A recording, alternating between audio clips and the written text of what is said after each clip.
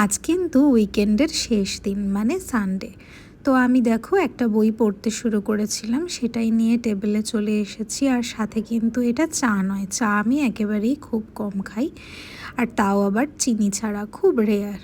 এখন আমি খাচ্ছি জিরে মৌরি আর মেথির জল, যেটা আমি আগের দিন রাতে সোক করে রেখেছিলাম, একটু বয়েল করে খেয়ে নিলাম। আর যেহেতু রবিবার তাই ব্রেকফাস্টে কিন্তু কচুরি, এটা খেয়েছিলাম বাড়িতে গিয়ে।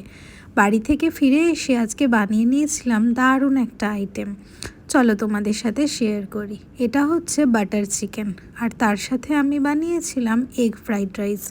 আমি কিন্তু ফ্রাইড রাইস বানাই একদম দোকানের মতো করে না, লেয়ার বাই লেয়ার বিরিয়ানির মতো করে। কিন্তু আজকের ফ্রাইড রাইসটা বানিয়েছিলাম একদম দোকানের মতো করে। হঠাৎ করেই ইচ্ছে হলো যে এরকম একটু ফ্রাইড রাইস বানাই।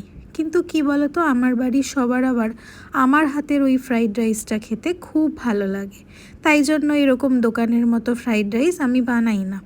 আজকে মনে হলো বানিয়ে দেখি বাড়ির সবাই কীরকম খায়। তো যাই হোক, খেতে তো ভালোই লেগেছে বলল, তবে বলল আমার সেই টাচটা পায়নি। তো যাই হোক, চলো আজকে রবিবারের খাওয়া দাওয়াটা কিন্তু দারুণ সুন্দর করে হলো। আর এই 1-2 দিনই তো সপ্তাহে পাওয়া যায় যখন সবাই মিলে একসাথে বসে একটু খাওয়া দাওয়াটা করা যায়।